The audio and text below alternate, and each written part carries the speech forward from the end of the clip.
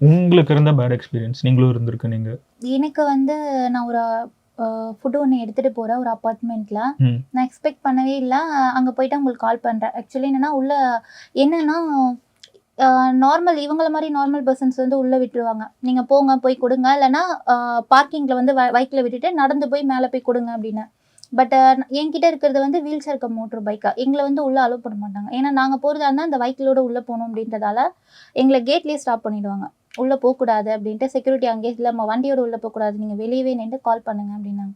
சரின்ட்டு நான் கால் பண்ணுற கஸ்டமருக்கு ஒரு ஆக்சுவலி அவங்க லேடிஸ் தான் எடுத்து பேசினாங்க. எடுத்து பேசிட்டு அந்த மாதிரின்னா உடனே அவங்க பயங்கரமாக எதுக்கு கத்துறாங்கன்னே தெரியல, பயங்கரமாக கத்த ஆரம்பித்தாங்க.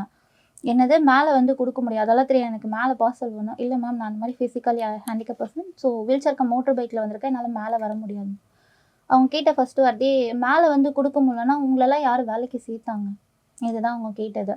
அப்புறம் எதுக்கு நீங்களாம் இந்த ஒர்க் பண்ணுறீங்க, இந்த ஒர்க்குக்கு வந்து எதுக்கு எங்கள் உயிரை எடுக்கிறீங்க அப்படின்ற மாதிரி கேட்டாங்க. இன்னொன்று என்னென்னா, நான் ஆக்சுவலி உங்களை கீழே வர சொல்லலை மேம், உங்கள் அப்பார்ட்மெண்ட் அது அவ்வளோ பெரிய அப்பார்ட்மெண்ட்டில் உங்கள் ஃப்ளோர் எது, உங்கள் பிளாக் நம்பர், இதை சொல்லுங்கள், நான் செக்யூரிட்டி கிட்ட சார்கிட்ட கொடுக்குறேன்னு தான் நான் சொன்னேன்.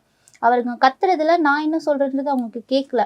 ஸோ கத்திட்டே இருக்காங்க. எனக்கு அதெல்லாம் தெரியாது, எனக்கு பார்சலை வந்து மேலே கொடு, இல்லைனா நீ எடுத்துகிட்டு போ, காசை வந்து ஹப்பில் கொடுத்து ரீஃபண்ட் பண்ண சொல்ல, இதுதான் அவங்க சொல்லிட்டு கட் பண்ணிட்டாங்க. அவங்களோட பிளாக் நம்பர் எனக்கு தெரியாது, அந்த அப்பார்ட்மெண்ட் மட்டும் தான் எனக்கு போட்டிருக்காங்க. ஆமாம், அவங்களோட இவங்க பண்ண பதட்டத்தில் நான் என்ன பண்ணிட்டேன், டபுள் சைடு வந்து ஸ்லைட் கொடுத்துட்டேன். ஸோ ஸ்லைட் கொடுத்ததுல அவங்க நேம் எல்லாமே எனக்கு போயிடுச்சு. அதாவது நான் ஃபுட்டு கொடுக்காமையே ஃபுட்டு கொடுத்த மாதிரி ஓகே ஆகிடுச்சு. ஓ, டெலிவர்டுன்னு.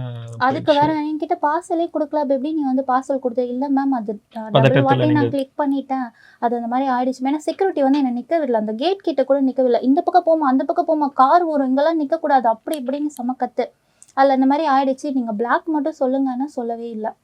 லாஸ்ட்டில் அதுக்கப்புறம் எப்படி எப்படியோ ஒரு வழியாக சர்ச் பண்ணி கண்டுபிடிச்சி, அது என்னென்னா நான் ஜாயின் பண்ண புதுசு, எப்படி ஒன்று வந்து நம்ம கொடுத்துட்டோன்னா பழைய ஓல்டு கஸ்டமர் எப்படி எடுக்கிறது அது கூட எனக்கு தெரியாது ரொம்ப நேரம். அதுக்கப்புறம் அந்த வாசல்லே நான் சர்ச் பண்ணி ஒரு வழியாக அந்த பேரை மட்டும் எடுத்துட்டேன். அதுக்கப்புறம் செக்யூரிட்டி கிட்ட போய் கேட்டேன், சார் இந்த மாதிரி இந்த பேர் இருக்கு, எனக்கு இதை மட்டும் கொஞ்சம் சொல்லுங்கள் அப்படின்னு.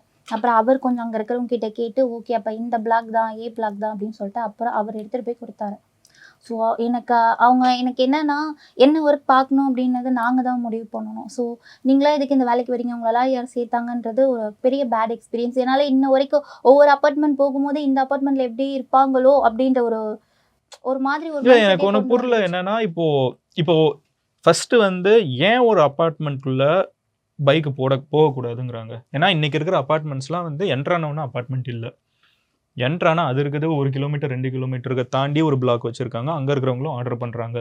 எனக்கு உண்மையிலே இருக்கிற ஒரு டவுட், ஏன்னா நீங்கள் கேட்டிருக்கலாம், மேபி அவங்க ஏதாவது பதில் சொல்லியிருக்கலாம் செக்யூரிட்டி. இல்லை, அன்னோன் பர்சன் உள்ள வரக்கூடாது, அதுதான் அது ஓகே, எழுதிட்டு தான் போகணும். எழுதிட்டு போறீங்க என்ன நேம் அப்படின்னு எழுதிட்டு தான் போகணும். அன்னோன் பர்சன் உள்ள அலோட் கிடையாது. அன்னோன் பர்சன் நடந்து வந்தா என்ன, வண்டியில வந்தா என்ன, எனிவே அதுக்கப்புறம் நடந்து போக விடுறாங்கல்ல, அப்போ வண்டியில போனா என்ன, ஏன் அந்த வெயில்ல அப்படி நடக்க விடணும்? சில நேரம் செக்யூரிட்டி வந்து சண்டை போடுவாங்க சார், அது வந்து உண்மையாலுமே அது தேவையில்லாத வேலைன்னு நினைக்கிறேன்.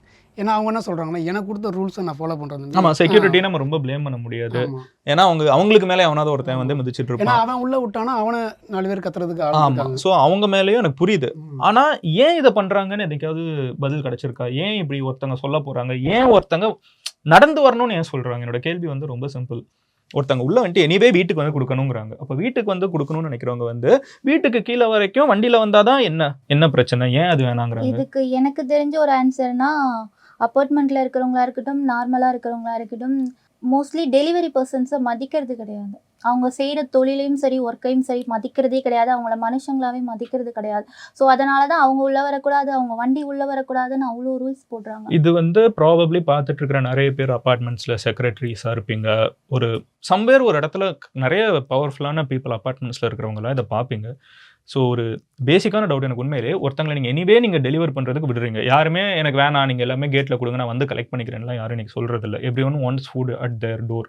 அப்போ வந்து அவங்கள உள்ள நடக்க விடுறதுக்கு பதிலாக you can always let the person come in vehicle. எனக்கு வந்து அதில் என்ன மாறப்போகுதுன்னு தெரில, அதே யூனிஃபார்ம் தான் போட்டிருக்காங்க, எல்லா சிசிடிவியும் இருக்க தான் செய்யுது. ஏன் நடந்து வரணும்? அவங்க வந்து வந்தாங்கன்னா அது கொஞ்சம் ஈஸி, கரெக்டாக? அது எனக்கு உண்மையிலே இது கொஞ்சம் ஆச்சரியமாக இருக்குது, அதனால நான் இதை எடுத்து முன் வச்சிட்டேன்.